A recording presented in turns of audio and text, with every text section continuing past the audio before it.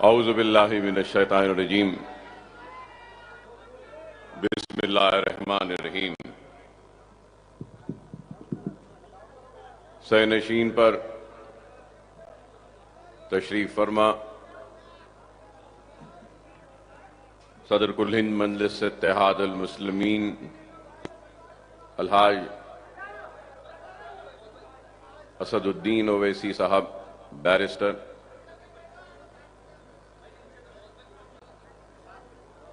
मेरे साथी अराकीन असम्बली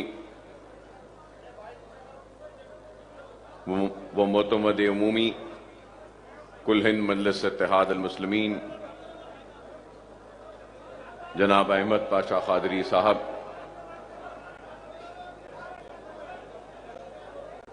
मजलिस इत्तेहाद अल मुस्लिमीन के सुदूर व मोतमदीन सरगर्म कारकुनान मजलिस इत्तेहाद अल मुस्लिमीन,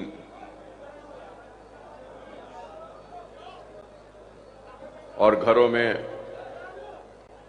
बैठकर सुनने वाली मेरी इज्जत माब पर्दानशीन माँ और बहनों,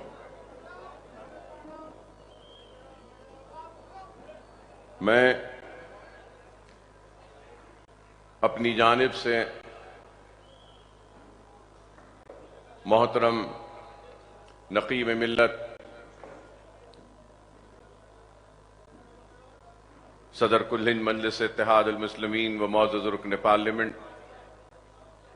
अलहाज असदुद्दीन ओवैसी साहब को मजलिस इत्तेहाद अल मुस्लिमीन की 65वीं यौम तासीस और अहिया मजलिस के 65वीं तक़रीब पर मुबारकबाद पेश करता हूं और आप तमाम को भी अपने दिल की गहराइयों से मुबारकबाद पेश करता हूं। आज आप और हम मजलिस इत्तेहाद अल मुस्लिमीन की 65वीं सालगिरह मनाने के लिए यहां पर जमा हुए हैं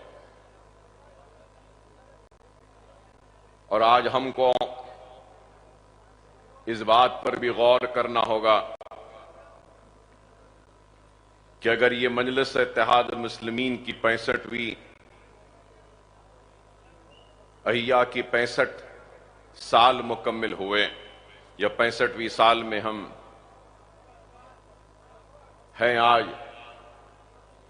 तो दूसरी तरफ मुल्क को आजाद होकर भी 75 साल हो चुके। अगर यहां पे 65 साल तो मुल्क की आजादी के 75 साल,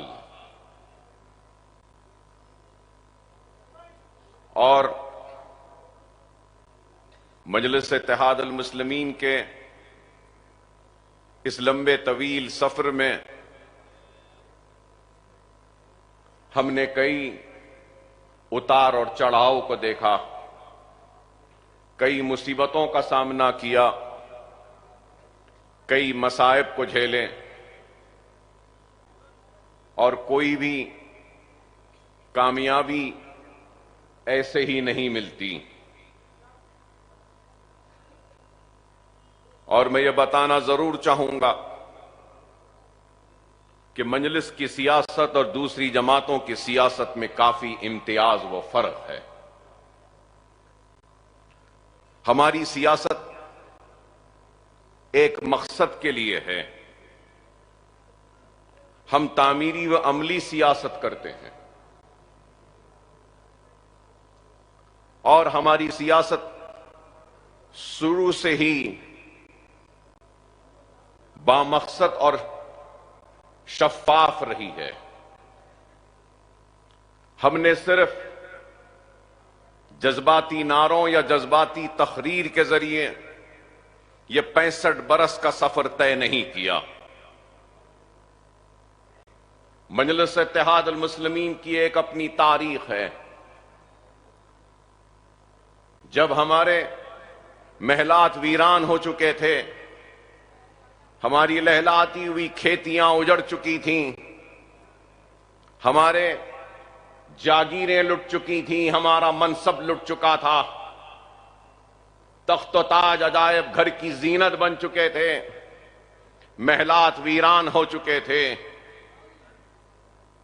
कुओं में पानी कम, हमारी तैरती हुई लाशें ज्यादा थीं, आबादियां खाक की ढेर में तब्दील हो चुकी थीं, खौफ और मायूसी हमारा मुखद्दर बन चुका था।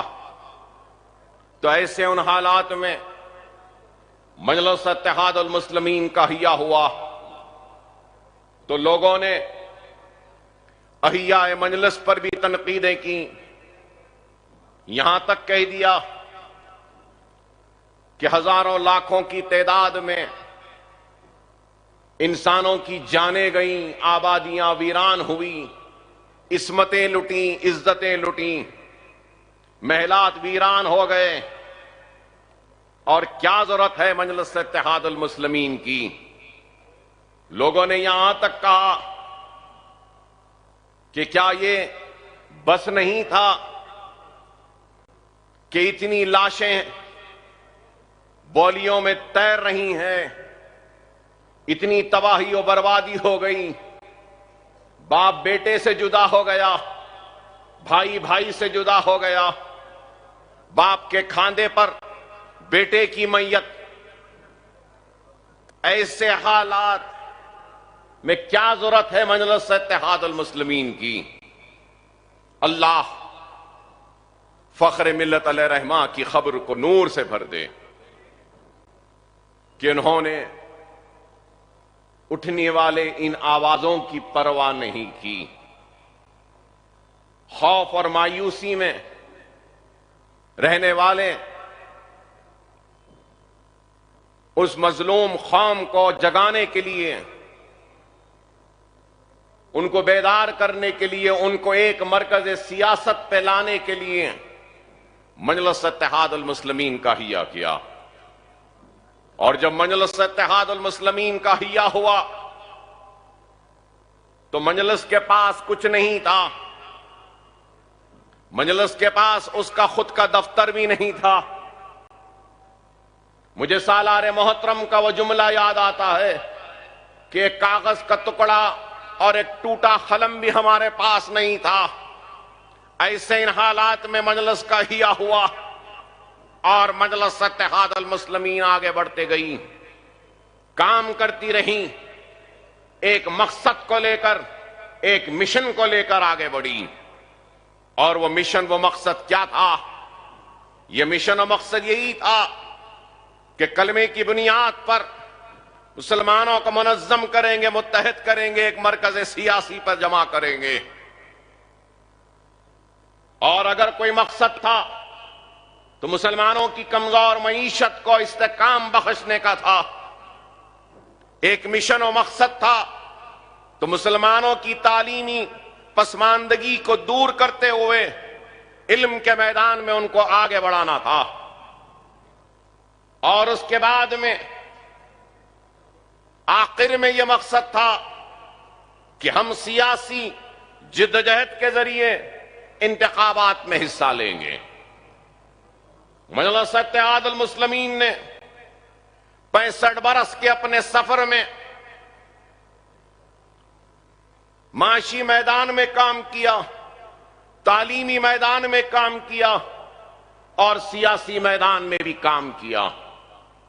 अपने दरवाजों को हर मजलूम के लिए खोला रखा।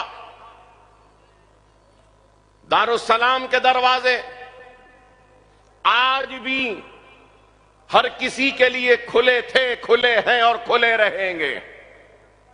बिला लिहाज मजहब हर फरियादी अपने फरियाद को लेकर आ सकता है दारुस्सलाम में, चाहे वो मुसलमान हो, चाहे वो गैर मुस्लिम हो, चाहे वो हिंदू हो, चाहे वो सिख हो या ईसाई हो, चाहे वो ब्राह्मण हो, चाहे वो दलित हो, चाहे वो एसटी हो, चाहे वो बीसी हो, कोई भी हो, अल्लाह को मानने वाले के लिए भी दरवाजे खुले हैं, तो भगवान को मानने वाले के लिए भी दरवाजे खुले हैं, तो गॉड को मानने वाले के लिए भी दरवाजे खुले हैं। तो अगर कोई अल्लाह भगवान गॉड को नहीं मानता है तो उसके लिए भी हमारे दरवाजे खुले हैं। हम हर फरियादी, हर मजलूम की आवाज को सुनते हैं और उस मजलूम की फरियाद को न सिर्फ सुनते हैं बल्कि हमारे जानिब से जो मुमकिन मदद हो सकती है हम करते रहे हैं। मजलिस इत्तेहाद अल मुस्लिमीन ऐसे ही आगे नहीं बढ़ी। मजलिस इत्तेहाद अल मुस्लिमीन कई कुर्बानियों के बाद फखर मिल्लत अलैहि रहमा 11.5 महीने जेल की सोहबतों को बर्दाश्त करते रहे। घर की लाइट काट दी गई, पानी बंद कर दिया गया, बैंक के खातों को मुंजमद कर दिया गया, जब्त कर लिया गया। ऐसे इन हालात में हमने जिद्दोजहद की और आगे बढ़ते गए और आज मजलिस इत्तेहाद अल मुस्लिमीन सिर्फ हैदराबाद तक महदूद नहीं, सिर्फ आपकी पहचान बनकर नहीं रही, बल्कि मैं कहूंगा कि हिंदुस्तान के मजलूम मुसलमानों की पहचान और उनकी उम्मीद बनकर आज सामने आ रही है और हक तलब कर रही है। मजलिस के पास कुछ नहीं था। जिस वक्त मजलिस के सियासी सफर का आगाज हुआ था तो पहली कॉन्फ्रेंस हुई थी और उस पहली कॉन्फ्रेंस में मोतमद उमवी जनाब ख्वाजा निजामुद्दीन साहब ने, जो साबिका रुकन असेंबली थे, उन्होंने सालाना रिपोर्ट पेश की थी और कहा था कि जमात को एक साल में 7,015 रुपये की आमदनी हुई।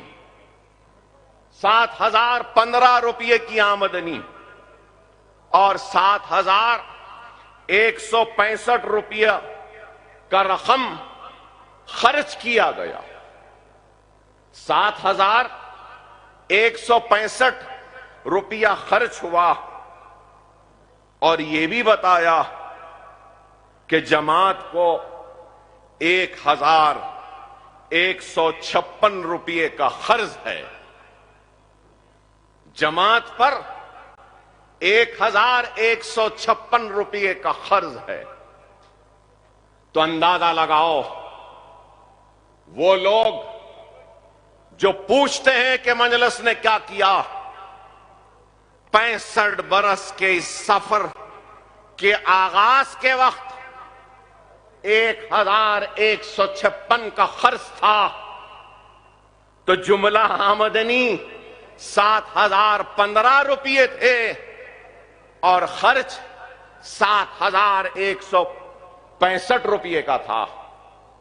और आज मजलिस इत्तेहाद अल मुस्लिमीन के असासे हजारों करोड़ में हैं। ये इमारतें, इन इमारतों की बुलंदी चीख कर चिल्ला कर बयान कर रही है कि कितनी दियानत, कितनी ईमानदारी और इखलास के साथ 65 बरस के सफर को मजलिस ने तय किया और इन वीरान मैदान को आबाद किया तालीमी दर्जगाहों के जरिए। एक तरफ इंजीनियरिंग कॉलेज है तो इस तरफ MBA MCA कॉलेज है, तो उसके बाजू में कॉलेज ऑफ फार्मेसी है, तो इसके इधर बगल में कॉलेज ऑफ आर्किटेक्चर है, M.Pharm है, ME है, MBA है, MCA है, B.Pharm है, फार्मा D है, आर्किटेक्चर है। अरे ये दारुस्सलाम कब हासिल हुआ, कैसे हासिल हुआ? अरे आज जिस मुकाम से हम आपसे मुखातिब हैं, ये वही मुकाम है जब दारुस्सलाम को हासिल किया 70 के दहे में, तो उस वक्त इसी मुकाम पर जानेमाज बिछाकर सालारे मिल्लत ने नमाज अदा की थी, अल्लाह का शुक्र अदा किया था, दारुस्सलाम को हासिल किया। दारुस्सलाम भी नहीं था, दारुस्सलाम को हासिल किया। दारुस्सलाम की कानूनी जिद्दोजहद की भी एक तारीख है। दारुस्सलाम यूं ही नहीं मिला, कई बरस की कानूनी जिद्दोजहद और लड़ाई के बाद दारुस्सलाम मिला। अब मैं उस तफसील में जाना नहीं चाहता, लोगों के दिलों को तकलीफ होगी, लेकिन हकीकत है कि दारुस्सलाम के दावे में सिर्फ अब्दुल वाहिद ओवैसी सदर कुल हिंद मजलिस इत्तेहादुल मुस्लिमीन ही नहीं थे, और भी कई दावेदार थे। अब मैं उनको, वो लोग नहीं रहे, उनके खानदान वालों को शर्मिंदा करना नहीं चाहता। कोई मजलिस इत्तेहादुल मुस्लिमीन ए या कुछ और बनाकर आए, तो कोई दूसरी तंजीम से आए, तो कोई अपनी जाती मिल्कियत कह के दावे पेश करे थे मजलिस के। उन तीनों लोगों के दावे मुस्तरद हुए और अब्दुल वाहिद ओवैसी सदर कुल हिंद मजलिस इत्तेहादुल मुस्लिमीन के दावे और कानूनी जिद्दोजहद को कामयाबी मिली और दारुस्सलाम हासिल हुआ। सिर्फ यही नहीं, मजलिस की तारीख है। लोग जो मजलिस पर इल्जाम लगाते हैं, तख्त और ताज के लुटने के बाद, महलात के वीरान होने के बाद, जागीर और मनसब के लुटने के बाद, सुबह का सूरज निकला, रक्षे और बंडियां ढकेलने पे मजबूर होने वाली उस कौम ने जब हैदराबाद की बल्दिया पर कब्जा किया, तो एक दलित को, एक पसमानदा तबके से ताल्लुक रखने वाले को हैदराबाद का मेयर बनाकर बताया कि हमारा तख्त गया, ताज गया, हम नहीं बैठे, हमारे दलित भाई को बिठाए। ये हमारी मजलिस की निशानी है। नहीं तो हम कह सकते थे कि हमारा तो सब कुछ लुटा, अब आज हमको मौका आया तो हम क्यों ना बैठे। लेकिन हमने एक दलित को, पसमानदा तबके से ताल्लुक रखने वाले आलमपल्ली पोचैया को मेयर बनाया। यह मजलिस की हिकमत थी, यह मजलिस काम करती गई।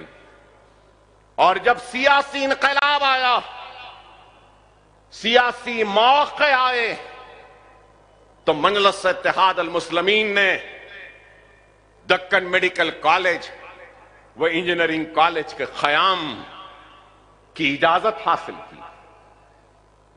अरे आज देखते हैं, लोग देखते हैं, सियासी मौके आते हैं, इधर से उधर बड़े बड़े लीडर लुढ़कते हैं, एमएलएस लुढ़कते हैं, तो कुछ पैसा ले लेते हैं और अपनी वफादारियों को तब्दील कर देते हैं। लेकिन मजलिस ने उस वक्त पैसा नहीं लिया या दौलत की बात नहीं की। जब मौका आया तो मजलिस इत्तेहादुल मुस्लिमीन ने मेडिकल व इंजीनियरिंग कॉलेज हासिल किया। दस्तूर ने जो इख्तियार दिया मुसलमानों को अपने तालीम अखलियतों को बशमूल मुसलमानों को अपने तालीमी इदारे कायम करने का, उसको चलाने का, उस दस्तूर के हुकूक को हासिल किया और उसके जरिए दक्कन मेडिकल कॉलेज व इंजीनियरिंग कॉलेज का क़याम अमल में लाया। मजलिस को जब दारुस्सलाम मिला तो सबसे पहले ओवैसी ITI सेंटर कायम हुआ। मिला सबसे पहले तो ये इधर इधर सीधे हाथ पे जो इमारत है, इसका नाम नूर महल है। तो इस नूर महल में स्कूल का क़याम अमल में लाया था मजलिस इत्तेहादुल मुस्लिमीन ने। मजलिस सिर्फ सियासत नहीं पुकारती। मजलिस ने काम किया, वहां स्कूल बनाया, वहां आईटीआई सेंटर बनाया और उसके बाद में यहां पे मलगियां बनाई बाहर। उसके जरिए मजलिस का काम का आगाज हुआ। आज ओवैसी हॉस्पिटल खुद बता रहा है, उसकी बुलंद इमारत बता रही है कि हमारे इरादे कितने बुलंद थे, हमारा अज़्म कितना बुलंद था, हमारा मकसद कितना बुलंद था। आंध्रा की तारीख हो या तेलंगाना की तारीख में ख़याम दक्कन मेडिकल कॉलेज और ख़याम दक्कन इंजीनियरिंग कॉलेज से पहले कितने मुसलमान डॉक्टर्स निकले थे, कितने मुसलमान इंजीनियर निकले थे। 1984 से पहले चंद 100 मुस्लिम डॉक्टर भी नहीं थे पूरे आंध्रा में, लेकिन आज दक्कन मेडिकल कॉलेज व इंजीनियरिंग कॉलेज एक साल में अपने ख़याम के 40 साल मुकम्मिल कर लेगा और 40 साल में हजारों डॉक्टर आज दुनिया के हर कोने में हैं, मशहूर है, मारूफ है और तिब की दुनिया में अपना नाम कमा रहे हैं। क्या ये काम, ये कारनामा नहीं? हमारे दवाखाने किसी दवाखाने से कम नहीं, चाहे ओवैसी हॉस्पिटल हो या असरा हॉस्पिटल हो। नकीब मिल्लत बैरिस्टर असदुद्दीन ओवैसी साहब की क़यादत में असरा हॉस्पिटल 1200 बिस्तर तक पहुंच गया। क्या ये कामयाबी व कारनामा नहीं है? आज कम से कम कीमतों पे इलाज का इंतजाम है। 1000 से जायद दिन में 2000 के आउट पेशेंट होते हैं असरा दवाखाने में। ओवैसी हॉस्पिटल में 1500, करीब 3500 4000 की ओपी रहती है। इस माह 28 दिन का फरवरी का महीना 1052 इन पेशेंटों ने इलाज करवा के हॉस्पिटल से डिस्चार्ज लिया, तो सिर्फ असरा हॉस्पिटल से। ओवैसी हॉस्पिटल से 900 चिल्लर सिर्फ फरवरी के महीने में 900 इन पेशेंट इलाज करा के अपने घरों को गए। क्या किसी को अंदाजा है ये कितना बड़ा काम है? क्या कोई जानता है कि कितनी मुसीबत के साथ इन इदारों को चला रहे हैं? अरे जो जमात 156 रुपये के कर्ज में थी, आज वही जमात 4500 घरों को पाल रही है। हमारे इदारों में नौकरियां देकर करोड़ों रुपये की तनख्वाह महाना दी जाती है। Medical college, engineering college, MBA college, MCA college, pharmacy college, architecture college, Owaisi hospital, वासरा हॉस्पिटल से किसी को अंदाजा नहीं होगा। 9.5 करोड़ रुपए की तनख्वाह महाना जाती है इन इदारों से। अरे ये काम है, ये काम किया, सिर्फ बातें नहीं की। एक तरफ हिंदुस्तान की आजादी के अगर 75 साल हैं, तो दूसरी तरफ 65 साल है। लोग इसी से जायजा ले लें, इसी से जायजा ले लें कि 65 बरस में क्या हुआ, 75 बरस में क्या हुआ। अरे मजलिस ने काम किया, अखिलती कमीशन का क़याम, माइनॉरिटी डिपार्टमेंट का क़याम, बच्चों की scholarship, overseas scholarship, minority commission का क़याम, उर्दू एकेडमी का कयाम, कितना काम, अनीसुल गुरबा की इमारत, शादी मुबारक में 2 लाख चिल्लर मुसलमान बच्चियों को उनकी शादी के लिए इमदाद, 17 लाख बच्चों को स्कॉलरशिप मिल चुकी। रियासत तेलंगाना में तेलंगाना के क़याम से लेकर आज तक 4% तहफ़्फ़ुज़ात जारी हैं। फिर पूछते हैं कि मजलिस ने क्या किया। अरे आपको सुनकर हैरत होगी कि इस असेंबली सेशन में मजलिस इत्तेहादुल मुस्लिमीन ने करीब 20,000 करोड़ के कामों की मंजूरी हासिल की पुराने शहर की तरक्की के लिए। यह मजलिस इत्तेहादुल मुस्लिमीन का कारनामा है।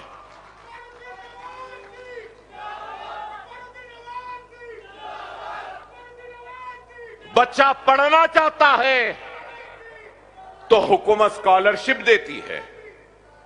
लोग कहते हैं कि मजलिस ने क्या किया।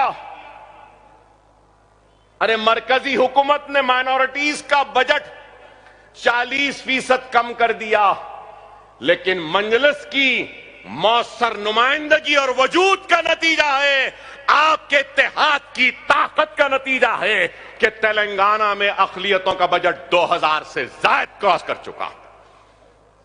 क्या ये मजलिस की कारकर्दगी या कामयाबी नहीं?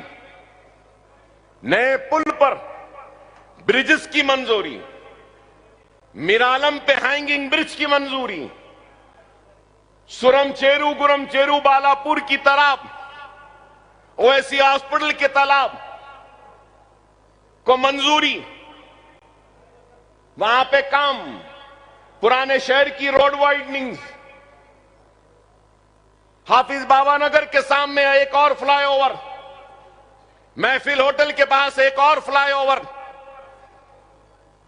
और फिर चंद्रायन गुट्टा से आगे बल्लागुड़े के पास एक और फ्लाईओवर, मेहदीपट्टनम रेती बौली से लेकर टोली चौकी तक एक और फ्लाईओवर, फतेह दरवाजे की रोड की वाइडनिंग, किशनबाग के पास की रोड की वाइडनिंग, चंद्रायन गुट्टे में कई रोड वाइडनिंग, चार मीनार में रोड वाइडनिंग, कारवान में रोड वाइडनिंग, चंद्रायन गुट्टे में 500 करोड़ के जरिए सीवरेज की रीमॉडलिंग की मंजूरी, 350 करोड़ कारवान में मंजूरी, मलकपेट में आईटी टावर की मंजूरी, स्टार्टअप्स का आगाज होगा, नौजवान बच्चे अपने स्टार्टअप्स के जरिए काम करेंगे। पुराने शहर में एक मरकज, आईटी सेंटर। अरे क्या क्या बयान करूं। जो सवाल करते हैं मजलिस ने क्या किया, मैं उनसे सवाल करता हूं कि तुमने क्या किया, तुमने क्या किया। अरे मेरे पास तो फेहरिस्त है कि हमने क्या किया। मैं पूछना चाहता हूं कि तुमने क्या किया। पोस्ट ग्रेजुएट स्टडीज के अलावा सुपर स्पेशलिटी के स्टडीज भी आए हैं, रिसर्च हो रहा है हमारे पास, रिसर्च प्रोग्राम्स हैं। और अकबरुद्दीन ओवैसी अपनी जानिब से भी कुछ काम किया है कौम की तामीर के लिए। यह तो मजलिस का काम, दारुस्सलाम एजुकेशन ट्रस्ट का काम, नकीब मिल्लत की निगरानी में हुई यह काम अपनी जगह, अकबरुद्दीन ओवैसी का जाती काम, अपनी जेब से किया गया काम, अपने पैसों से किया गया काम। जो पूछते हैं मजलिस ने क्या किया, बेशक ये मेरा जाती काम है, मेरे जेब से हुआ काम है, लेकिन मैं अलग या जमात अलग नहीं। मेरी जात, मेरी पहचान, मेरी शिनाख्त मेरी जमात से है। अगर मेरी जमात, मेरे सदर, मेरे मरहूम बाप का शफकत का हाथ मेरे सर पे ना होता तो शायद मैं भी कुछ काम ना किया होता। नशेमन नगर का स्कूल, जमाल कॉलोनी का स्कूल, हाफिज बाबा नगर का स्कूल, नरखी फूलबाग का स्कूल, अंबरपेट का स्कूल, ये सारे स्कूल्स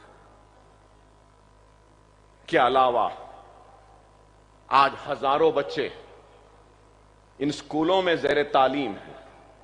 हजारों इस साल आज से दरखास्तें तलब की जा रही हैं। इस साल बारकस सलाला के स्कूलों में भी तालीम का आगाज होगा। इस साल साबिका दार्जिलिंग स्कूल जो था उसको हमने सालारे Millat KG to PG campus का नाम दिया। वहां पर भी दाखिलों का आगाज होगा। फिर उसके बाद में सदर मोहतरम को याद होगा कि आज से 2-3 बरस पहले हाफिज बाबा नगर में सदर मोहतरम के हाथों से हमने एक फाउंडेशन स्टोन स्कूल का रखा था। उमर कॉलोनी में वो स्कूल की इमारत भी मुकम्मिल हो चुकी है। उसमें भी आइंदा तालीमी साल से एडमिशन्स का आगाज हो जाएगा, तालीमी सरगर्मियों का आगाज हो जाएगा।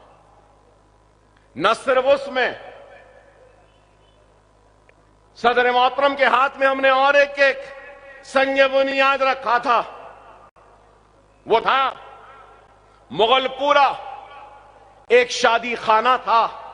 वहां पे हमने तालीमी दरसगाह को बनाया, फख्र मिल्लत के नाम से मौसूम किया।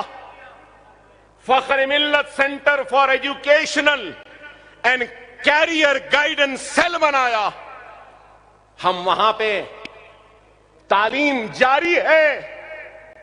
Ballaguda Fatima Owaisi KG to PG campus 2 lakh square feet. Talab Mir Jumla Salare Millat KG to PG campus 1 lakh square feet. Salala का school 35,000 square feet. Baba Nagar Umar colony का स्कूल 36,000 स्क्वायर फीट।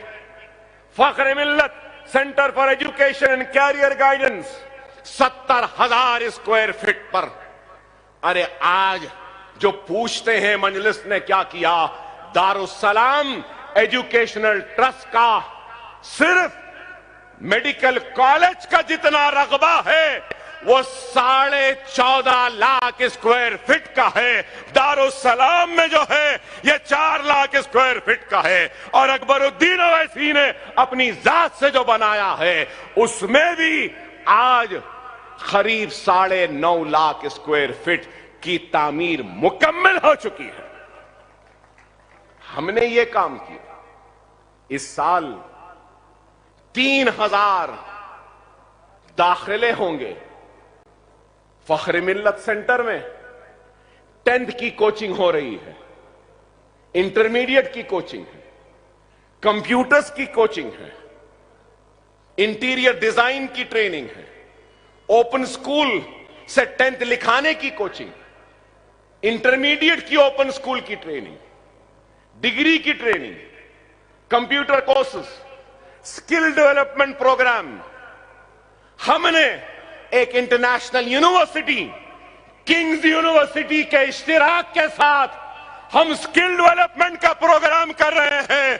पुराने शहर के बच्चों को हम स्किल डेवलप करेंगे, रिकॉग्नाइज्ड डिप्लोमा की डिग्री व सर्टिफिकेट दे रहे हैं। यह हमारा काम है।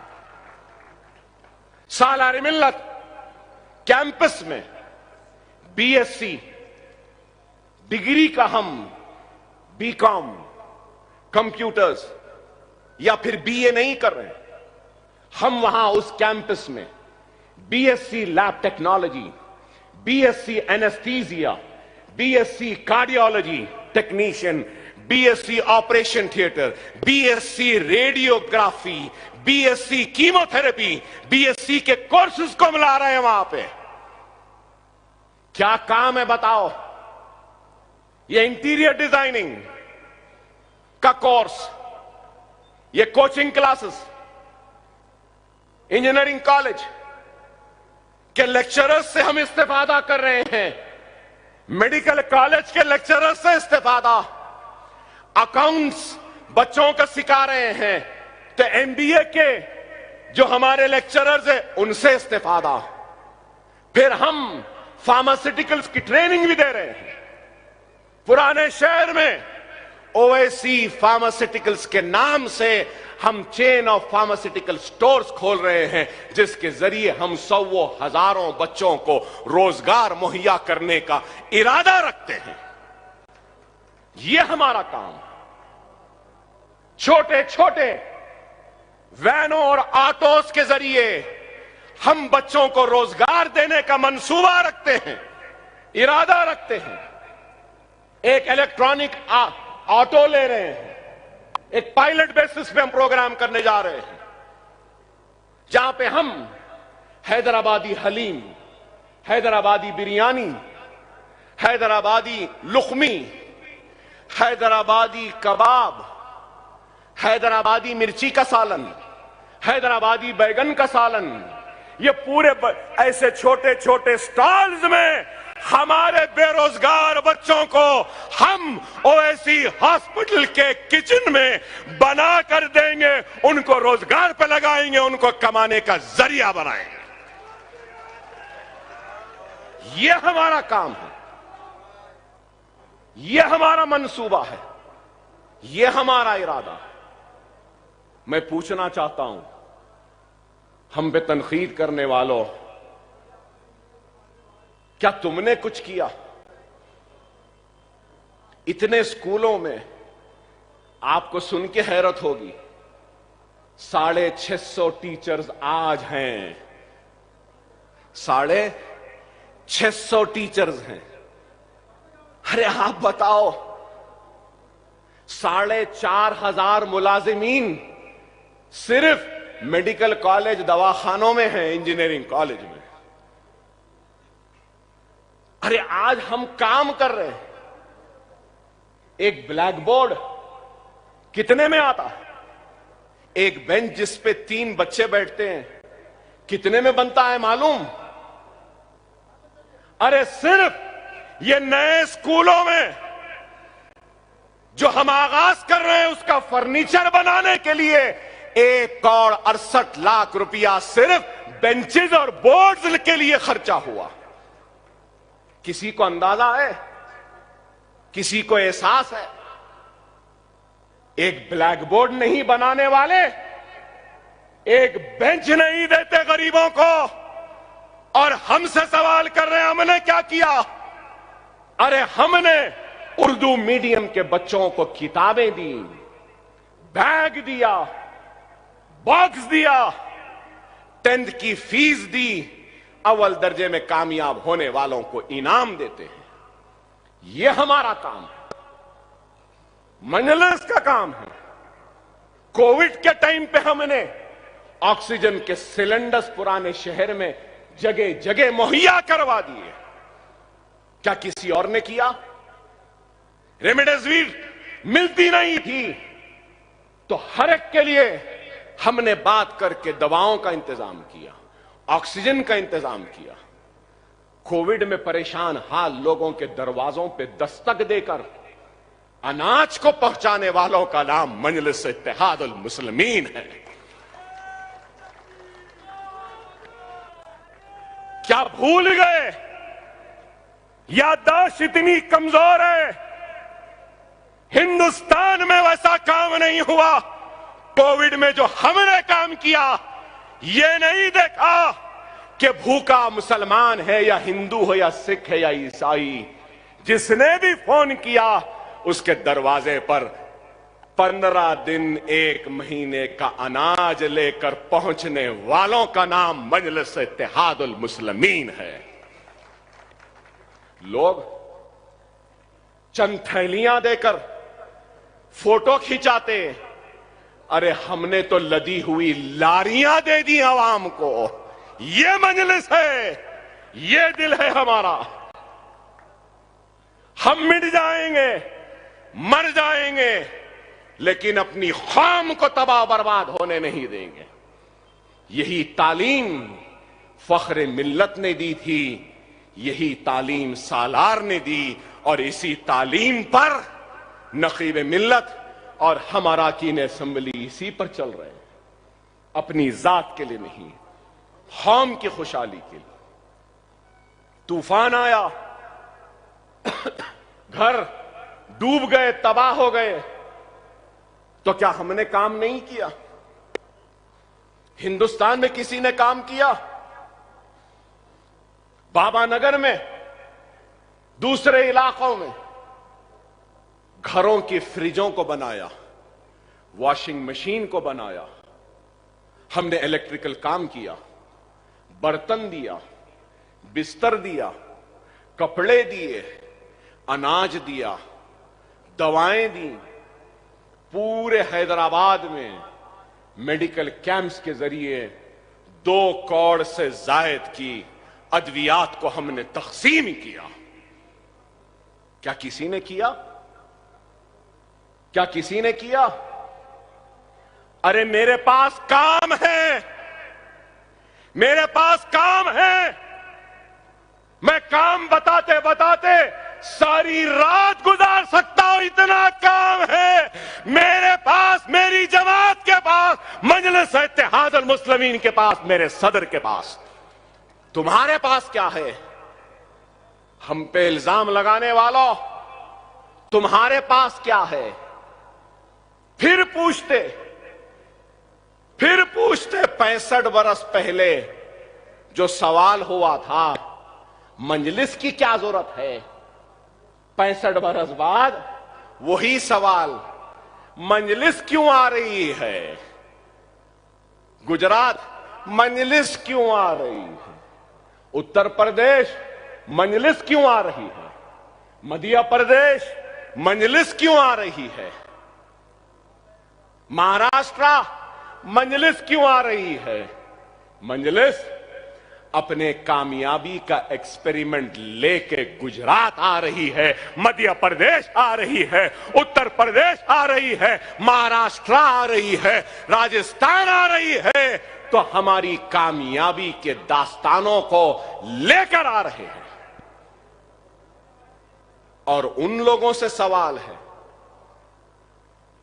जो हमसे पूछते हमने क्या किया? हमने इतना किया। उत्तर प्रदेश के मासूम नादान मुसलमान मेरे भाई, मैं तुमसे पूछना चाहता हूं, 75 बरस में तुमको क्या मिला? हिंदुस्तान की तारीख में 75 बरस में कांग्रेस भी थी, 75 बरस में जनता भी थी, 75 बरस में जनता दल भी थी, 75 बरस में नेशनल फ्रंट भी थी, 75 बरस में समाजवादी भी थी, 75 बरस में बहुजन समाज भी थी, 75 बरस में कांग्रेस भी थी, 75 बरस में एनसीपी भी थी, कई जमातें थी। तो सवाल यह है, 75 बरस की आजादी के बावजूद भी सबसे पीछे, सबसे पिछड़ा हुआ, सबसे आखिर में मुसलमान क्यों है? इस सवाल का जवाब दो ना। अरे इस सवाल का जवाब दो। उत्तर प्रदेश में पिछड़ा हुआ मुसलमान क्यों है? मध्य प्रदेश में पसमानदा मुसलमान क्यों है? हिंदुस्तान की जेलों में मुसलमान ज्यादा क्यों हैं? हिंदुस्तान में बेरोजगार मुसलमान क्यों है? हिंदुस्तान में गरीबी का शिकार मुसलमान क्यों है? मुफलिसी का शिकार मुसलमान क्यों है? मुसलमान की बस्तियां रोड ड्रेनेज के लिए आज भी बिलबिला रही हैं, तो क्यों है? जवाब दो ना। इसका जवाब नहीं देंगे। सिर्फ यही मजलिस बी टीम। अरे बाबा तुम ए टीम थे ना कांग्रेस के, तो मुसलमान को क्या दिए? तुम ए टीम थे ना नेशनल फ्रंट के, तो क्या दिए मुसलमान को? तुम दुहाई देते थे ना जनता पार्टी की, क्या दिए मुसलमान को? कुछ नहीं।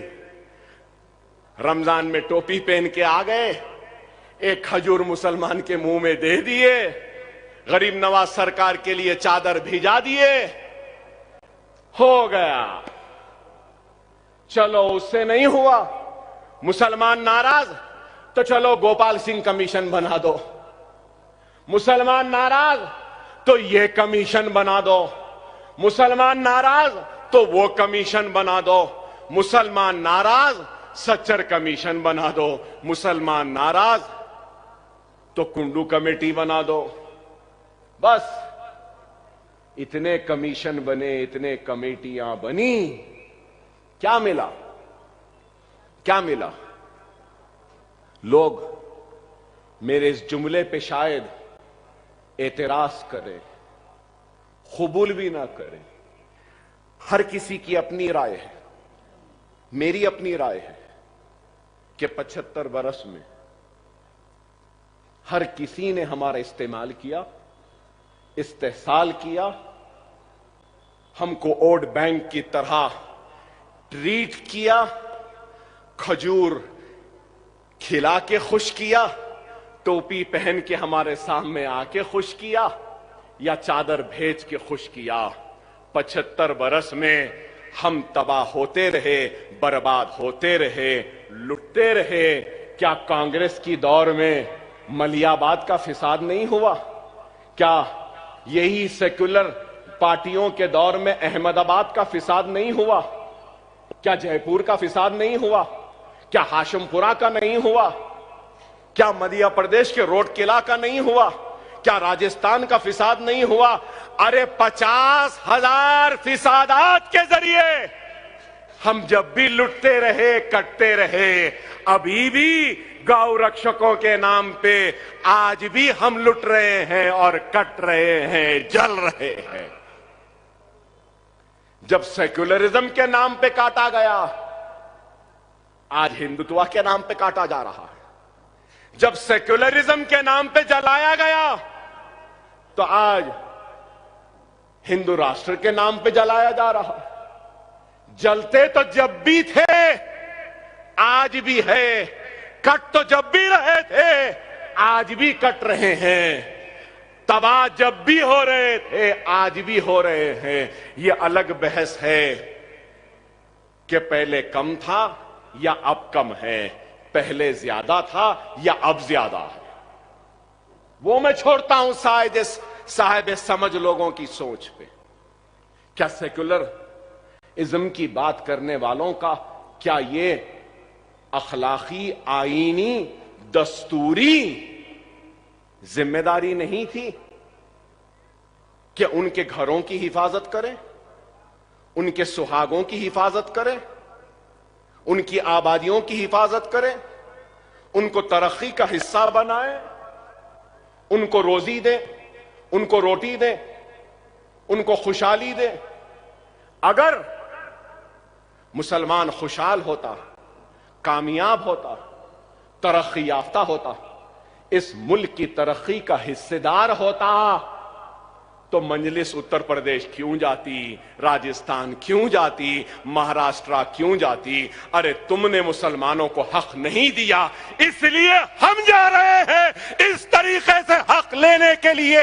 अगर नहीं देता तो हम अपनी सियासी जिद्दोजहद के जरिए ये कामयाबियां जो हमने तेलंगाना में हासिल की, वो कामयाबियों को हासिल करने के लिए जा रहे हैं। दवाखाने बनाने जा रहे हैं, तालीमी दर्सगाहें बनाने जा रहे हैं, 4% तहफुजात दिलाने जा रहे हैं, शादी मुबारक वहां भी लाने जा रहे हैं, स्कॉलरशिप बच्चों को दिलाने जा रहे हैं। अरे आज बुरा दिखेगा कि अकबर ओवैसी मुसलमान की बात करता। हां करता, बेशक करता हूं। क्यों करता हूं? कभी इस पे भी तो गौर करो। अरे मैंने दस्तूर पे हल्फ लिया है, दस्तूर हिंद पे हल्फ लिया हूं, ओत लिया हूं। पब्लिक रिप्रेजेंटेटिव के हैसियत से मेरी जिम्मेदारी है, जो पीछे हैं, जो कमजोर हैं, उसका हाथ पकड़ूं और उसको सामने लाऊं। बेशक हिंदुस्तान में गुर्बत का शिकार हिंदू भी है, परेशानी का शिकार सिख भी है, मुसीबत का शिकार ईसाई भी है, लेकिन गुर्बत सबसे ज्यादा मुसलमान में है, तालीम सबसे कम मुसलमान में है, गैर महफूज मुसलमान है। इसलिए मैं उस कमजोर का हाथ पकड़ के सामने ला रहा हूं। जब ये मुसलमान कमजोर आगे आ जाएगा और अगर कोई ब्राह्मण अगर पीछे है तो अल्लाह की कसम अकबरुद्दीन ओवैसी उस ब्राह्मण का हाथ पकड़ कर भी उसको सामने लाने की कोशिश करेगा। यह है हमारी सियासत। मगर ये क्या बोलते हैं, अरे मुसलमान मुसलमान मुसलमान। अरे सो कॉल्ड सेक्युलर पार्टियां अगर मुसलमान का काम करते तो मैं मुसलमान मुसलमान नहीं चीखता था। तुम नाकाम हुए, मुझे आना पड़ा। तुमने न सिर्फ मुसलमानों के साथ नाइंसाफी की, तुमने दलितों के साथ नाइंसाफी की, तुमने पसमानदा तबकात के साथ नाइंसाफी। क्या इस असेंबली में अकबरुद्दीन ओवैसी ने अफजलगंज की मस्जिद, बागयाम की मस्जिद, मक्का मस्जिद, अनीसुल गुरबा के साथ साथ क्या लाल दरवाजे की मंदिर का जिक्र नहीं किया? यह सेक्युलरिज्म नहीं दिखता इनको, नहीं दिखता। शिवरात्रि के लिए तातील किसने मांगी? अचलिकास को इमदाद देने की बात किसने की? अइम्मा और मौजनों को तनख्वाह यहां मिल रही है, किसने हासिल किया? हमने हासिल किया। अरे सिर्फ इल्जाम, मजलिस क्या करी, मजलिस बी टीम, मजलिस ऐसा। अरे ये सो कॉल्ड सेक्युलर ताकतें हमको तहफ्फुज देने में नाकाम हुए, हमको रोजी देने में नाकाम हुए, हमको रोटी देने में नाकाम हुए, हमारे बस्तियों को बचाने में नाकाम हुए, हमारे बच्चों को नौकरियां देने में नाकाम हुए, हमारी मां और बहनों की इज्जतों इस्मतों को बचाने में नाकाम हुए, और उसके साथ साथ हिंदुत्व की ताकतों को उभरने से, उठने से रोकने में भी नाकाम हुए। क्या नहीं हुए? अगर ये दियानतदारी, ईमानदारी के साथ अगर काम करते तो मुल्क में जो हालात है क्या यह होते? जो आज जो मुल्क को बांट रहे हैं मजहब के नाम पे, क्या वो अनासिर इतने कामयाब होते? क्या ताकतवर होते? अरे इनकी नाकामी है सही वक्त पे, सही वक्त पे अगर इन जालिमों को कानून के जरिए सजा दे दिए होते तो आज हिंदुस्तान को यह दिन देखना ना पड़ता। क्या मेरी बात गलत है? हम पे इल्जाम लगाने वालों, इसका जवाब तुम्हारे पास। अरे तुम एहसान जाफरी को इंसाफ देने में भी नाकाम हुए तो तुम उस एहसान जाफरी के कातिलों को आगे बढ़ने से रोकने में भी नाकाम हुए। हमको तो तुमने कुछ नहीं दिया, इस मुल्क को क्या दिया? महंगाई, बेरोजगारी क्या है? गैस और महंगी हो चुकी, पेट्रोल और महंगा, डॉलर और बढ़ रहा है, सरहदें गैर महफूज है। लेकिन इलेक्शन से पहले बनने वाला चौकीदार अपनी चौकीदारी की टोपी सीटी निकाल के गद्दी पे बैठा है, देख ही नहीं रहा है। हिफाजत के लिए अपने सीनों को पेश कर देंगे। अपने आप को चौकीदार नहीं कहेंगे, हम अपने आप को इस मुल्क के शहरी व बाशिंदे कहेंगे और जाएंगे आगे। क्या है बताइए? कभी चाय वाले बन जाते हैं, कभी चौकीदार बन जाते हैं, कभी फकीर बन जाते हैं। अरे भाई, हमको ना चाय चाहिए ना चाय वाला चाहिए, ना चौकीदार की सीटी चाहिए ना चौकीदार की टोपी चाहिए, हमको ना फकीर चाहिए ना फकीर का थैला चाहिए, हमको एक ताकतवर वजीर आजम चाहिए। वह एक ताकतवर वजीर आजम दे दो, बस यही काफी है। गरीबों के लिए कुछ करने वाला दे दे। मुझे हैरत होती है, आज भी याद आता है क्या क्या नहीं बोला। यह भी बोला था कि पहले शौचालय बाद में देवालय। ऐ हिंदुत्व के ताकतवर पहलवानों, गांव रक्षकों, तुम्हारे घर के शौचालय बना दिया चौकीदार या नहीं बनाया? मेरा सवाल है। बन गए? ना ही शौचालय बने ना ही कुछ बना, सिर्फ बातें। कोई बेघर नहीं रहेगा 2022 तक। मिल गए? 15 लाख आ जाएंगे, आ गए। ट्रिलियन इकॉनमी हो जाएगी, इतनी ट्रिलियन उतनी ट्रिलियन हो गई। कुछ नहीं हुई, सिर्फ बातें, सिर्फ बातें। मैं पहले भी कहता था बेहतरीन अदाकार है, बेहतरीन अदाकार है। वही अदाकारी, वही दिखावा। और क्या मिला? मैं बताओ, मुझे बताओ क्या मिला? 10 बरस में खुशहाली मिली, 10 बरस में तरक्की मिली, 10 बरस में शौचालय मिले, 10 बरस में घर मिला, 10 बरस में गैस मिला। अरे कुछ भी नहीं मिला। कोविड में मरने वालों की लाशें गंगा में तैर रही थीं, जलाने के लिए लकड़ियां भी नहीं थी। ऐसा चौकीदार मिला हमको। मेरी बात खराब दिखेगी, क्या गलत कह रहा हूं बताओ? ऑक्सीजन के लिए तड़प तड़प के मरा मेरा हिंदुस्तानी भाई, ऑक्सीजन तक नहीं दे सका। मरने के बाद जलाने के लिए लकड़ी भी नहीं दे सका, अनाज भी नहीं दिया।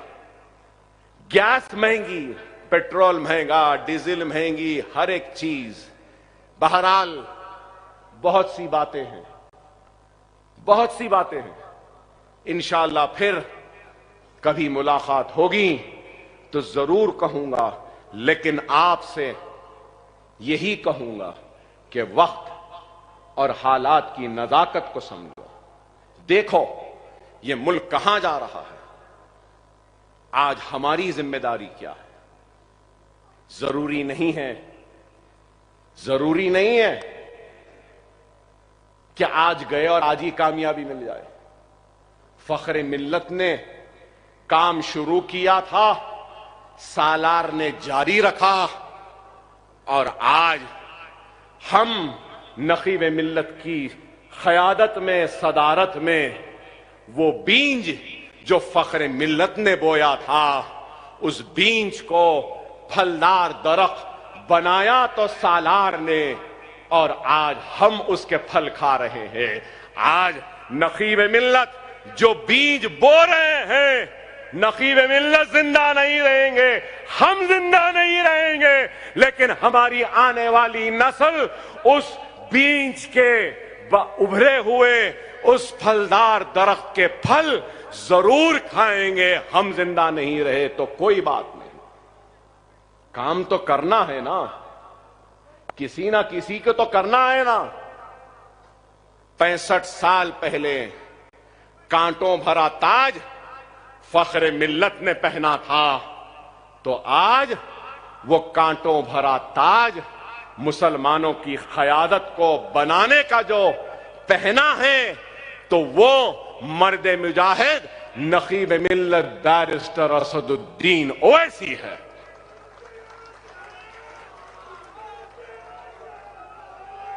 बहुत बोल रहे हैं बोलने वाले, बहुत बोल रहे हैं, बोलो, तुम जितना बोलते बोलो, हमको परवाह नहीं, हमारी जूती की नोक पे है तुम्हारी पुकार। इस वास्ते कि हमारे पास काम है, हम काम कर रहे हैं। हमको चोर बोले, हमको बेईमान बोले, हमको सौदेबाज बोले, हमको बी टीम बोल रहे हैं, कोई नई बात नहीं है। मगर याद रखो, दियानतदार ईमानदार बाप का बेटा है असदुद्दीन ओवैसी। इसकी ईमानदारी की गवाही मैं देता हूं, हम सब हैदराबाद देते हैं। हमारा सदर दियानतदार ईमानदार है। अगर कोई कीचड़ उछालेगा तो खबरदार, हमारी बर्दाश्त को तुम और इम्तिहान न लो, हमारी बर्दाश्त का इम्तिहान न लो। वो तो उनकी हिकमत है कि अकबर ओवैसी खामोश है, नहीं तो खुदा की कसम क्या कर सकता हूं ये दुनिया जानती है, और मंजलिस क्या कर सकती है ये सब जानते हैं। यहां बैठे लोग क्या कर सकते हैं ये भी तुमको बता देंगे वक्त आने पर। खबरदार, खबरदार, हम ईमानदारी के साथ, दियानतदारी के साथ काम कर रहे हैं। हमारी मुसलसिल कामयाबी इस बात की गवाह है कि अल्लाह हमसे नाराज है। तुम्हारी मुसलसिल नाकामी इस बात की गवाही के है कि अल्लाह तुमसे राजी नहीं। तुम्हारी हसरत, तुम्हारी ख्वाहिश कभी पूरी नहीं होगी। अकबरुद्दीन ओवैसी रहे या ना रहे, असदुद्दीन ओवैसी रहे या ना रहे, स्टेज पे बैठे वाले रहे या ना रहे, ये दारुस्सलाम रोजे क़यामत तक आबाद रहेगा। मंजलिस रोजे क़यामत तक कामयाब होती रहेगी, कामरानियां उसके कदमों को चूमती रहेंगी। हम रुकने वाले नहीं हैं। अगर कोई समझ रहा है कि इल्जाम लगाने से रुक जाएंगे, नहीं रुकने वाले। अगर ये रुकेंगे तो ये चालू हो जाएगा, अगर मैं रुका हूं तो ये चालू हो जाएंगे। बोलते ना वो एक्स्ट्रा चार्ज, हां वो चार्ज अभी है बाकी। जब हुक्म होगा तो फिर ये सिपाही भी निकल पड़ेगा, और जब निकल पड़ेगा तो क्या होगा ये सब जानते हैं। हम सही वक्त पे सही फैसला करने वालों में से हैं। हम अपनी पसंद के मुकाम पे अपनी पसंद के वक्त पे लड़ते हैं। हम तुम्हारी पसंद के मुकाम पे या तुम्हारे वक्त पे नहीं लड़ेंगे। हम हैं तैयार, लश्कर तैयार है, फौज तैयार है, सिर्फ सिपह सालार के हुक्म के इंतजार में है। इंशाअल्लाह मजलिस इत्तेहादुल मुस्लिमीन यूपी फतेह करेगी, गुजरात फतेह करेगी, मध्य प्रदेश फतेह करेगी, राजस्थान फतेह करेगी। आज नहीं करी तो कल करेगी। मजलिस आगे बढ़ रही है, बढ़ते रहेगी। नकीब मिल्लत आप आगे बढ़िए, हम आपके साथ हैं, हमारी दुआएं आपके साथ हैं, हमारी हिम्मत आपके साथ है, हमारा जज्बा आपके साथ है। वाखिर दावाना अल्हम्दुलिल्लाहि रब्बिल आलमीन।